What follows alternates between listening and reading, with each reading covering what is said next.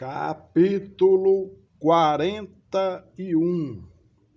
Então me levou ao templo e mediu os pilares, 6 côvados de largura de um lado e 6 de largura do outro, que era a largura do tabernáculo.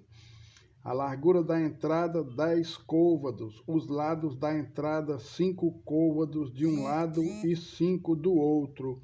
Também mediu a profundidade da entrada, 40 côvados, e a largura, 20 côvados.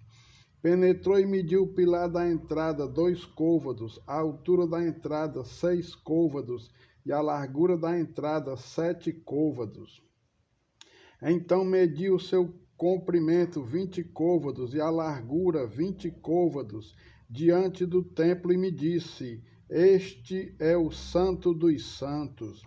Então mediu a parede do templo, 6 côvados, e a largura de cada câmara lateral, 4 côvados, por todo o redor do templo.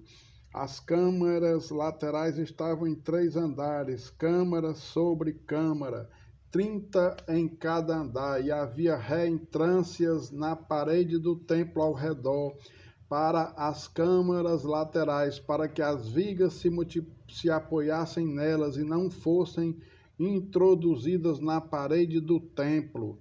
As câmaras laterais aumentavam em largura de andar para andar, correspondendo às reentrâncias do templo de andar em andar ao redor. Daí ter o templo mais largura em cima. Assim subia do andar inferior para o superior pelo intermediário. E vi um pavimento elevado ao redor do templo. Eram os fundamentos das câmaras laterais de uma cana inteira, isto é, de 6 côvados de altura.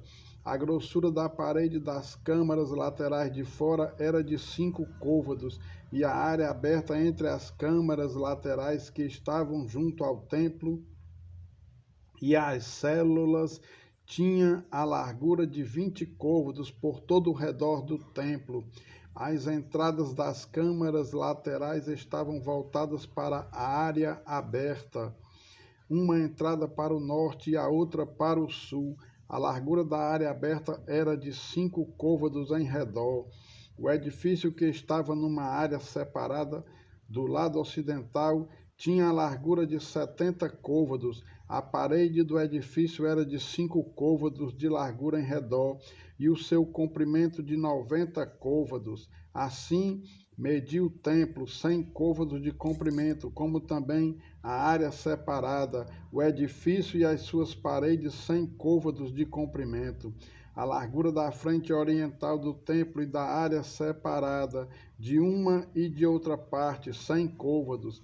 Também mediu o comprimento do edifício que estava na área separada e por detrás do templo e as suas galerias de uma e de outra parte, 100 côvados. O templo propriamente dito, o Santíssimo e o vestíbulo do átrio eram apainelados. As janelas de fasquias fixas superpostas estavam ao redor dos 3 lugares. Dentro, as paredes estavam cobertas de madeira em redor, e isto desde o chão até as janelas que estavam cobertas.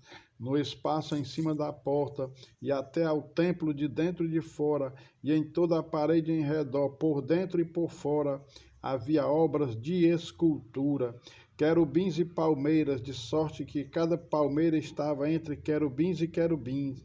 E cada querubim tinha 2 rostos, a saber, um rosto de homem olhando para a palmeira de um lado e um rosto de leãozinho para a palmeira do outro lado. Assim se fez pela casa toda ao redor. Desde o chão até acima da entrada estavam feitos os querubins e as palmeiras, como também pela parede do templo. As ombreiras do templo eram quadradas, e no tocante à entrada do Santo dos Santos, era esta da mesma aparência. O altar de madeira era de 3 côvados de altura e o seu comprimento de 2 côvados. Os seus cantos, a sua base e as suas paredes eram de madeira. E o homem me disse: Esta é a mesa que está perante o Senhor. O templo e o Santíssimo, ambos tinham 2 portas. Havia 2 folhas para as portas, 2 folhas dobráveis, 2 para cada porta. Nela, isto é, nas portas do templo, foram feitos querubins e palmeiras, como estavam feitos nas paredes, e havia um baldaquino de madeira na frontaria do vestíbulo por fora. E havia janelas de fasquias fixas, superpostas e palmeiras, em ambos os lados do vestíbulo, como também nas câmaras laterais do templo e no baldaquino.